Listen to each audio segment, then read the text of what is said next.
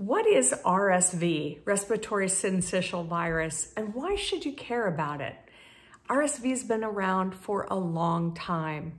Hi, I'm Nurse Barb. I'm a women's health nurse practitioner, but previously I was a pediatric intensive care nurse, and I saw a lot of babies and children with RSV.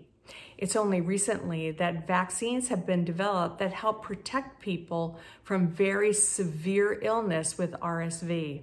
Because for the most vulnerable among us, babies and the elderly, RSV can cause serious infections, pneumonia, hospitalization, the need for oxygenation, and unfortunately, sometimes death. So RSV is one of those viruses that we should know more about. And thankfully, there are several different vaccines available to help prevent people from having the severe complications from it. So RSV is really common. It's kind of like the common cold or the flu, and it causes a lot of the same symptoms. People feel fatigued, they have a runny nose, kind of a lot of secretions. They may have a headache, they may be sneezing or coughing. They're typically having a loss of appetite. So you typically see that in adults. And in babies, you may see that they're really kind of fatigued, they don't have a lot of energy, and they're not really interested in eating. If you notice that a baby is having any of these symptoms and they're having difficulty breathing, you should contact your healthcare provider immediately or go to the emergency room. When babies have difficulty breathing, you'll notice two important things. Number one, their nostrils will flare. It's called nasal flaring. It's so that their airway can get larger so that more air can get to their lungs. The other thing you'll see is if you lift up their t-shirt, that they'll have what are called retractions. And that means that when they breathe in, you can see that their muscles around the rib cage go in and then out and in and out. That's because their muscles are working harder to try to expand the area so they can get more oxygen. If you ever see a baby that's having nasal flaring and these kinds of retractions or any difficulty breathing, they're listless, they have no energy, you can't wake them up, they're not feeding, do take them to an emergency room right away. For the elderly, people who are living in assisted care facilities or nursing homes, they're exposed to a lot of people in very confined spaces, and that's why RSV gets transmitted more to them. They're also a lot more likely to have other medical conditions like asthma. They may have been a previous smoker.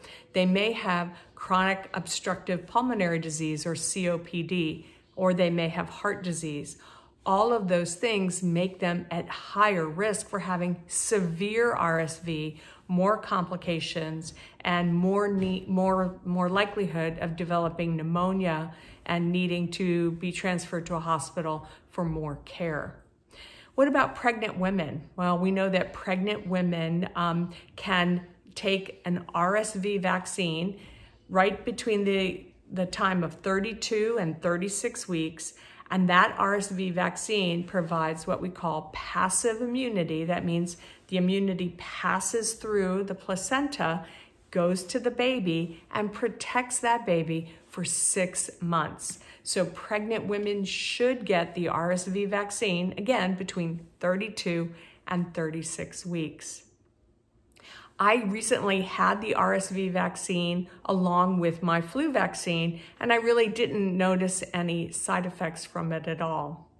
Now, what about children whose mothers were not vaccinated for RSV? Who's at higher risk?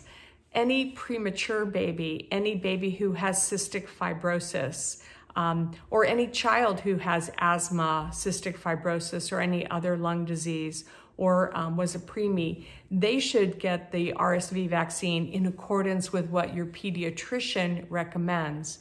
And that will help prevent them from having a much more serious illness as they get older.